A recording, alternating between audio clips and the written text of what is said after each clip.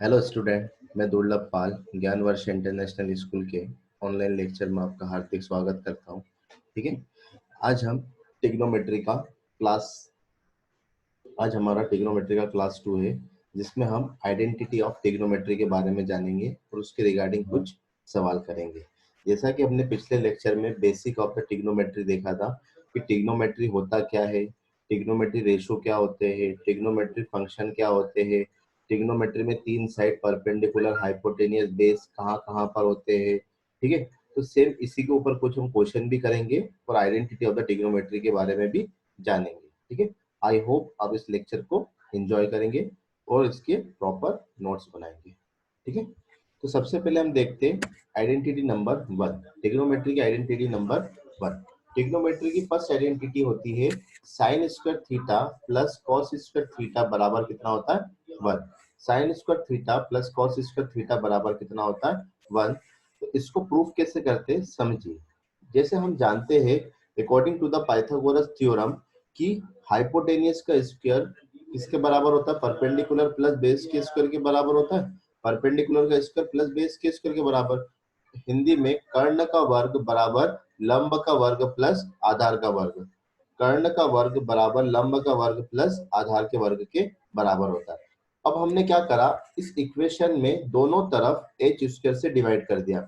In both side we will divide h square in a given equation, in a given equation। ठीक है, हिंदी में समीकरण में दोनों तरफ h स्क्वायर से भाग देने पर, तो देखिए h स्क्वायर से अपॉन में h square, p square upon में h square, b square upon में h स्क्वायर से भाग दे दिया। तो आप देख रहे हैं कि h स्क्वायर से h स्क्वायर कैंसिल आउट हो जाएगा।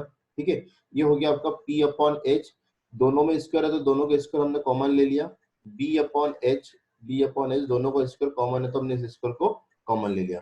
हमारे टिग्नोमेट्री रेशो के हिसाब से, जिसे हमने अकॉर्डिंग टू द ट्रिक क्या पढ़ा था, पंडित बद्री प्रसाद और हर हर भोले, इस शॉर्ट ट्रिक के बेस पे हम बोल सकते हैं जो पहला वाला रेशो होता है वो साइन रेशो होता है, जो सेकेंड रेशो होता है वो कॉस रेशो होता है, जो थर्ड रेशो होता है वो टेन रेशो होता है। सेम इसी का अपोजिट देखे तो h अपॉन p क्या होता है, cosec ratio. h upon b मतलब सेक रेशो, b अपॉन p मतलब कॉट रेशो। ठीक है, p मतलब परपेंडिकुलर, लंब, b मतलब बेस मतलब आधार, h मतलब हाइपोटेनियस मतलब कर्ण होता है। ठीक है, तो आपको क्या दिख के रखा इसने, p अपॉन h, तो देखिए p अपॉन h क्या होता है, साइन थीटा, मतलब p अपॉन h की जगह आप क्या लिख दोगे, साइन स्क्वायर थीटा। ये स्क्वायर क्यों लगा, क्योंकि बाहर स्क्वायर लगा हुआ है। ठीक है, सेम इसी तरीके से b अपॉन h, तो b अपॉन h क्या होता है, cos थीटा, तो b अपॉन h की जगह आपने क्या लिख दिया, cos थीटा। इससे हम प्रूफ कर सकते हैं कि sine square theta plus cos square theta की वैल्यू किसके बराबर होती है, 1 के बराबर होती है। ये आइडेंटिटी याद रहेगी आपको कि sine square theta plus cos square theta बराबर कितना होता है, 1। सेकेंड आइडेंटिटी समझो, सेकेंड आइडेंटिटी के अकॉर्डिंग सेक स्क्वायर थीटा किसके बराबर होता है, टेन स्क्वायर थीटा प्लस 1 के बराबर होता है। सेक स्क्वायर थीटा किसके बराबर होता है, टेन स्क्वायर थीटा प्लस 1 के बराबर होता है। इसको भी प्रूफ हम किससे करेंगे, पाइथागोरस थ्योरम से करेंगे। ठीक है, according to the Pythagoras theorem hypotenuse का square is equal to the perpendicular square plus base का स्क्वायर होता है। ठीक है, पिछले बार जैसे हमने दोनों तरफ h स्क्वायर से डिवाइड करा था, अब इसमें हम दोनों तरफ b स्क्वायर से डिवाइड करेंगे। फर्स्ट आइडेंटिटी में h स्क्वायर से डिवाइड करा था। ठीक है, तो सेकेंड आइडेंटिटी में हम किससे डिवाइड करेंगे, बी स्क्वायर, बी मतलब बेस का स्क्वायर मतलब आधार के वर्ग से दोनों तरफ भाग देने पर, तो H square upon B square, B square upon B square और बी स्क्वायर अपॉन में बी स्क्वायर, तो बी स्क्वायर से बी स्क्वायर कट जाएगा तो यहाँ पर कितना आएगा सर, 1 आएगा। ठीक है, H upon B, H upon B दोनों का स्क्वायर कॉमन है तो दोनों के स्क्वायर को कॉमन ले लिया। P upon B, P upon B दोनों का स्क्वायर कॉमन है तो दोनों का स्क्वायर हमने कॉमन ले लिया। h अपॉन बी हमारे टिग्नोमेट्री के रेशियो के हिसाब से क्या होता है, h अपॉन बी, नीचे से देखो तो ये होता है आपका sec theta, h upon B is a sec ratio, तो h अपॉन बी की जगह आप क्या लिख सकते हैं, सेक स्क्वायर थीटा। ठीक है, plus is equal to p upon B, देखिए p upon B, p upon B किसको रिप्रेजेंट करता है, that is a tan ratio, तो इसके जगह आप क्या लिख सकते हैं, टेन स्क्वायर थीटा। तो अब पाइथागोरस थ्योरम से ये प्रूफ कर दिया कि कि सेक स्क्वायर थीटा बराबर क्या होता है, tan square theta minus sorry plus 1। Sec square theta बराबर टेन स्क्वायर थीटा प्लस 1 के बराबर होता है। आई होप आप इस आइडेंटिटी को समझ पाए होंगे। ठीक है, थर्ड आइडेंटिटी के बारे में डिस्कस करते हैं।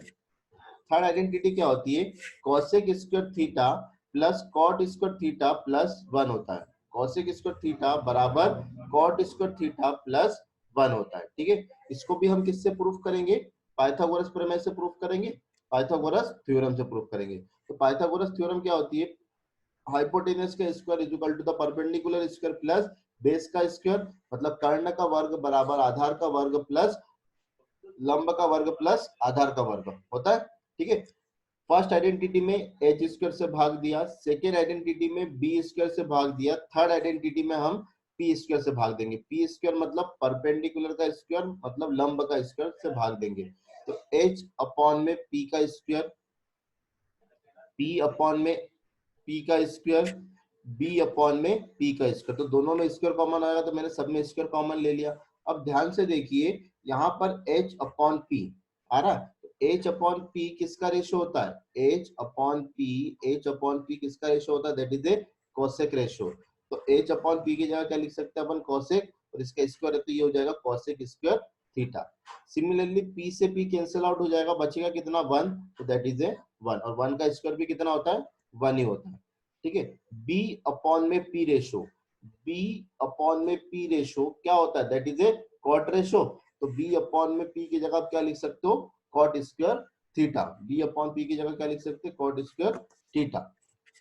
ठीक है, क्वेश्चन देखिए कैसा आता है, in a triangle ABC right angle at a B, A B बराबर 24 centimetre, B C equal to the 7 centimetre and determine the sine A cos A, second cos sine C and cos C. Hindi में बोल रहा हूँ, एक त्रिभुज ABC में B एक समकोण है, समकोण का मतलब 90 डिग्री है। ठीक है, जहां पर ए बी बराबर 24 सेंटीमीटर, बी सी बराबर 7 सेंटीमीटर है, तो आपको साइन ए और कॉस ए का मान, साइन सी और कॉस सी का मान देना है। ठीक है, कैसे सॉल्व करेंगे इस क्वेश्चन को, देखिए सबसे पहले इसने क्वेश्चन में क्या बोला, एक एबीसी राइट एंगल ट्रायंगल है, तो सबसे पहले हमने एक राइट एंगल ट्रायंगल बना दिया एबीसी। इसमें बी आपका क्या है, राइट एंगल, राइट एंगल मतलब बी वाले पे क्या आएगा 90 डिग्री। ठीक है, बी वाले पे क्या आएगा 90 डिग्री। ठीक है, तो सबसे पहले ए बी बराबर कितना देके रखा आपको 24, तो ए बी की इक्वल्स टू में आपने लिख दिया 24।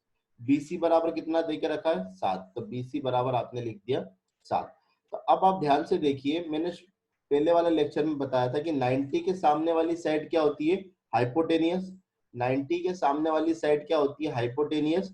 थीटा के सामने वाली साइड क्या होती है, परपेंडिकुलर। यदि आपने थीटा यहाँ पर कंसीडर करा है तो थीटा के सामने वाली साइड ये आपकी परपेंडिकुलर होगी, और यदि आपने थीटा यहाँ पर कंसीडर करा है, देखना यहाँ पर कंसीडर करा है, तो थीटा के सामने वाली साइड ये आपकी परपेंडिकुलर होगी।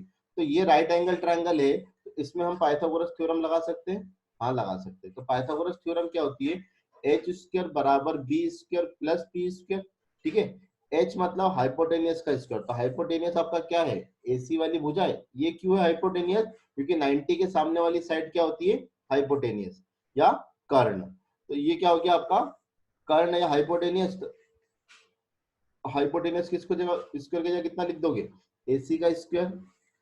बी फॉर बेस, बेस कितना है आपका 24, 24 का स्क्वायर बेस। इसको क्यों माना, क्योंकि मैंने थीटा यहाँ पर माना था। ठीक है, मैंने थीटा यहाँ पर माना था, तो थीटा के सामने वाला परपेंडिकुलर होगा, तो ये मेरा परपेंडिकुलर है और ये मेरा बेस है। तो बेस का स्क्वायर 24 का स्क्वायर प्लस परपेंडिकुलर का स्क्वायर मतलब 7 का स्क्वायर। ठीक है, पाइथागोरस में हमने इसकी वैल्यू पुट कर दी। तो 24 का स्क्वायर होता है 576, तो 7 का स्क्वायर होता है 49। दोनों को आप जोड़ोगे तो कितना आएगा 625।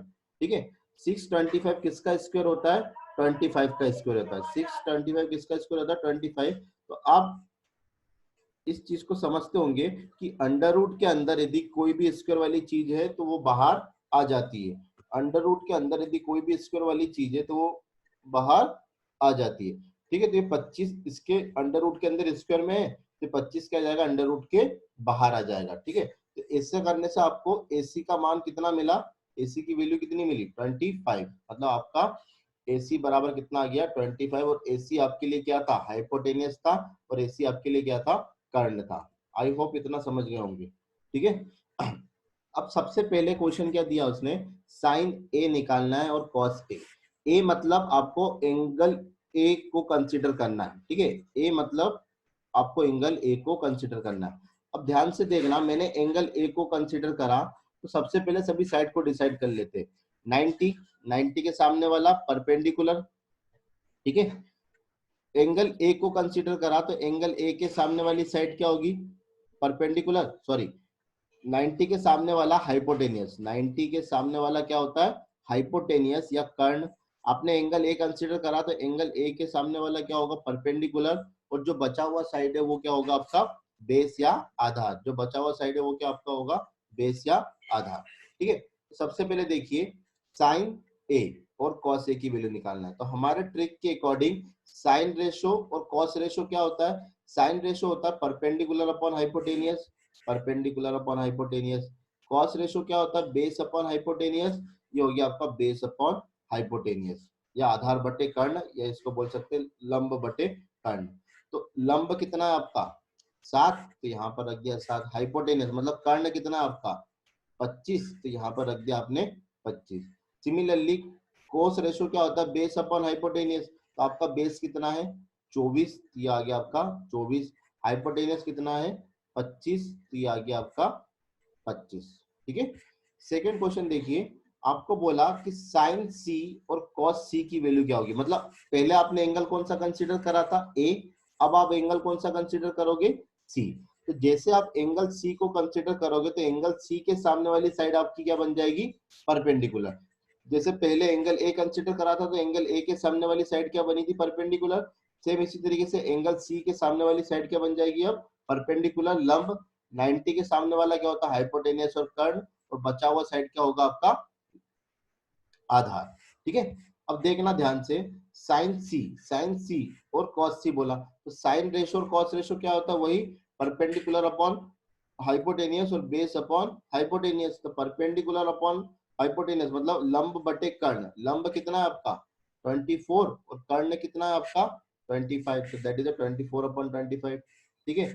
कॉस सी मतलब कॉस रेशो क्या होता है, बेस अपॉन हाइपोटेनियस मतलब आधार बटे कर्ण, तो आधार कितना है आपका 7, और कर्ण कितना है आपका 25। क्लियर हो गया। नेक्स्ट क्वेश्चन देखो, इन अ adjoining figure find the tan p minus cot p, ठीक है। ये आपको फिगर देके रखा है, इस फिगर में आपको tan p और cot p की वैल्यू cot r की वैल्यू निकालना है, tan p minus cot r की वैल्यू निकालना है, ठीक है। देखिए जैसे P और Q दो एंगल देके रखे, मतलब आपको ये जो Q वाला एंगल है आपका कितना है 90 डिग्री है, Q वाला एंगल कितना है 90 डिग्री है, तो 90 के सामने वाली साइड क्या होगी, हाइपोटेनियस, ठीक है। यदि आपने थीटा यहाँ पर कंसीडर करा है तो थीटा के सामने वाली साइड परपेंडिकुलर होती है, और रिमेनिंग साइड आधार या बेस होता है, ठीक है। यहाँ तक ऐसा क्यों करा, क्योंकि हमको पाइथागोरस थ्योरम में इस हाइपोटेनियस, इस कर्ण की वैल्यू फाइंड आउट करनी थी, ठीक है। इस हाइपोटेनियस या कर्ण की वैल्यू फाइंड आउट करनी थी, या फिर इस क्वेश्चन में देखिए, वो तो पिछले क्वेश्चन में करा था, इस क्वेश्चन में आपको इस वाली साइड की वैल्यू फाइंड आउट करना है, क्यू आर की वैल्यू फाइंड आउट करना है, क्योंकि आपको ये वाली साइड की वैल्यू कितनी देके रखी है 13, ये वाली साइड की वैल्यू कितनी देके रखी है 12, ठीक है। तो according to the Pythagoras theorem कर्ण का वर्ग बराबर लंब का वर्ग प्लस आधार का वर्ग होता है, ठीक है। तो आपका कर्ण कितना है पी आर, तो पी आर का स्क्वायर, लंब कितना है आपका that is A Q R, क्योंकि ये परपेंडिकुलर है तो क्यू आर का स्क्वायर, प्लस बेस कितना आपका पी क्यू, तो ये हो गया आपका बेस का स्क्वायर। इसको आगे पीछे लिख दो, क्योंकि एक में दो जोड़ो या दो में एक जोड़ो, दोनों तीन ही आता है, तो जोड़ में हम किसी को भी कहीं भी लिख सकते हैं, ठीक है। पी आर की वैल्यू कितनी देके रखी है आपको 13, ये हो गया 13 का स्क्वायर। पी क्यू की वैल्यू आपको कितनी देके रखी है, पी क्यू की वैल्यू आपको 12 देके रखी है, ये 12 का स्क्वायर, प्लस क्यू आर आपको निकालना है, ये क्यू आर आपको निकालना है, तो क्यू आर ऐसा का ऐसा। 13 का स्क्वायर करोगे तो 169 आता है, 12 का स्क्वायर करोगे तो 144 आता है, ठीक है। और क्यू आर का स्क्वायर ऐसा का ऐसा 169 में से 144 गया तो कितना आएगा 25। ये 144 बराबर के उधर जाएगा तो यहाँ प्लस है तो बराबर के उधर जाएगा तो माइनस का हो जाएगा। 25 किसका स्क्वायर होता है, 5 का स्क्वायर होता है, तो अंडर रूट में 5 का स्क्वायर आएगा। तो मैंने बताया था कि अंडर रूट के अंदर कोई भी संख्या यदि स्क्वायर में हो तो स्क्वायर के बाहर आ जाता है, तो ये आ गया इसके स्क्वायर के बाहर। ये रूट कैसे आया, ये क्यू आर का स्क्वायर हटाओगे तो बराबर के इधर क्या आ जाएगा, रूट आ जाएगा। क्यू आर का स्क्वायर हटाओगे तो बराबर के इधर कितना आ जाएगा, रूट आ जाएगा। तो ये क्यू आर की वैल्यू कितनी आई आपकी 5, ये आ गया आपका 5, ठीक है। अब जो फाइंड आउट करना है वो देखो, आपको बोला 10p, ये 10p लिख दिया, माइनस कॉट आर, ये आपने कॉट आर लिख दिया। 10p मतलब एंगल आपको p कंसीडर करना, देखना ध्यान से, यही समझने वाली बात है। 10p मतलब आपको एंगल कौन सा कंसीडर करना है, p, ठीक है। तो 10p, p मतलब ये वाला एंगल कंसीडर करना, तो एंगल की सामने वाली साइड परपेंडिकुलर हो जाएगी, 90 के सामने वाली साइड हाइपोटेनियस हो जाएगी, और रिमेनिंग साइड क्या हो जाएगा आपका बेस या आधार, ठीक है। 10p cot R, cot are मतलब आपको आर वाला एंगल कंसीडर करना है। तो आर वाला एंगल के लिए हमने ये वाला ट्रायंगल बनाया जिसमें हमने आर वाला एंगल कंसीडर करा, तो आर वाला एंगल ये वाला कंसीडर करा, तो एंगल के सामने वाली साइड क्या होती है, परपेंडिकुलर या लंब। एंगल के सामने वाली साइड क्या होती है, परपेंडिकुलर या लंब। 90 के सामने हाइपोटेनियस और बचा हुआ साइड बेस हो जाएगा, ठीक है। उसके बाद बात होती है कि इसका रेशो क्या होता है। 10 रेशो होता है परपेंडिकुलर अपॉन बेस। इस ट्रिक के अकॉर्डिंग 10 रेशो क्या होता है, परपेंडिकुलर अपॉन बेस, यहाँ पर लिख दिया परपेंडिकुलर अपॉन बेस। और कॉट रेशो क्या होता है, base upon perpendicular, that is A base upon perpendicular. तो 10p, तो 10p के लिए हम ये वाला ट्रायंगल कंसीडर करेंगे, तो 10p के लिए परपेंडिकुलर कितना है, qr, और बेस कितना है, pq, तो qr अपॉन में pq। Cot R, cot R के रेशो के लिए ये वाला ट्रायंगल कंसीडर करेंगे, क्योंकि यहाँ पर हमने आर एंगल कंसीडर किया था, ठीक है। तो यहाँ पर क्या है बेस, इसका बेस कितना है क्यू आर, ये क्यू आर लिख दिया, और परपेंडिकुलर कितना है पी क्यू, ये हमने पी क्यू लिख दिया, ठीक है। क्यू आर की वैल्यू, तो क्यू आर की वैल्यू इस ट्रायंगल में कितनी है, दैट इज ए 5, और पी क्यू की वैल्यू 12, तो 5/12, ठीक है। इस वाले ट्रायंगल में देखो क्यू आर की वैल्यू कितनी है 5, और पी क्यू की वैल्यू कितनी है 12, ये लिख दिया 5/12। तो 5/12 से 5/12 कैंसिल आउट हो जाएगा, तो आपका आंसर कितना आएगा 0, ठीक है। आपका आंसर कितना आएगा 0। नेक्स्ट क्वेश्चन देखो, जैसे आपको देके रखा है गिवन 5 cot a बराबर 8, और आपसे वैल्यू पूछा है कि साइन a और सेक a की वैल्यू क्या होगी। cot a बराबर 8 देके रखा और आपसे पूछा है साइन a और सेक a की वैल्यू क्या होगी। तो देखो सबसे पहले क्या करा हमने, इस cot में 15 यहाँ गुणा में है, तो 15 को बराबर की इधर ले जाओगे तो भाग में आ जाएगा, डिवाइड में आ जाएगा। तो cot a बराबर क्या होता है 8/15 आ गया। cot a बराबर क्या है 8/15, ये आपको दे के रखा है, ठीक है।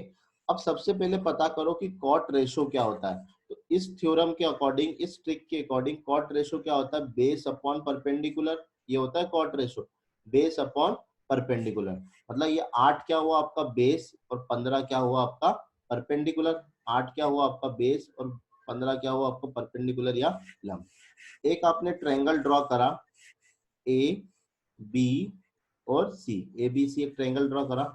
आपको एंगल ए कंसीडर करना है, तो ए आपने कंसीडर करा, सी पे 90 डिग्री माना, तो सी के सामने वाली भुजा क्या हो जाएगी कर्ण, और ये एंगल ए को कंसीडर करा, तो एंगल ए के सामने वाली साइड क्या हो जाएगी परपेंडिकुलर, और बचा हुआ साइड क्या आपका आधार या बेस, ठीक है। तो परपेंडिकुलर आपने कितना निकाला 15, और बेस आपने कितना निकाला 8। आपको अब किसकी वैल्यू निकालनी है, हाइपोटेनियस कर्ण की वैल्यू निकालिए।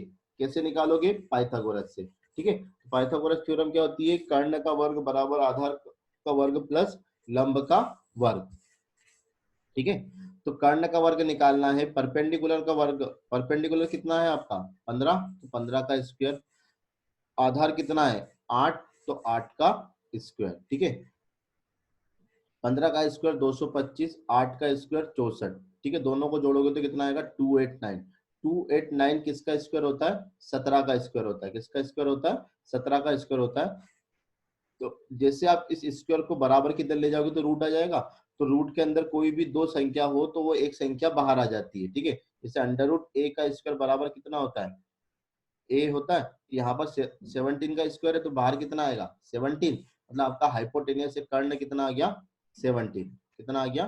17। क्लियर हो गया यहाँ तक? अब आपसे पूछा क्या था उसने? साइन ए। तो साइन ए और सेक ए। तो साइन ए रेशो देखो, साइन रेशो क्या होता है? साइन रेशो होता है आपका परपेंडिकुलर अपॉन हाइपोटेनियस। यहाँ आपने लिख दिया परपेंडिकुलर अपॉन हाइपोटेनियस। सेक ए, सेक रेशो क्या होता है? हाइपोटेनियस अपॉन में बेस। ये हो गया आपका हाइपोटेनियस अपॉन में बेस, ठीक है। तो पी मतलब परपेंडिकुलर, परपेंडिकुलर कितना आपका? 15, ये आ गया 15। हाइपोटेनियस कितना है आपका? 17। तो 15/17 आपका साइन रेशो आ गया, ठीक है। हाइपोटेनियस कितना है? 17 और बेस कितना है आपका? 8। तो 17/8 आपका सेक रेशो आ गया, ठीक है। सिंपल है। Okay, thank you. बाकी हम नेक्स्ट लेक्चर में डिस्कस करते हैं, ठीक है। घर पे रहिए, सुरक्षित रहिए, हैप्पी रहिए। Thank you.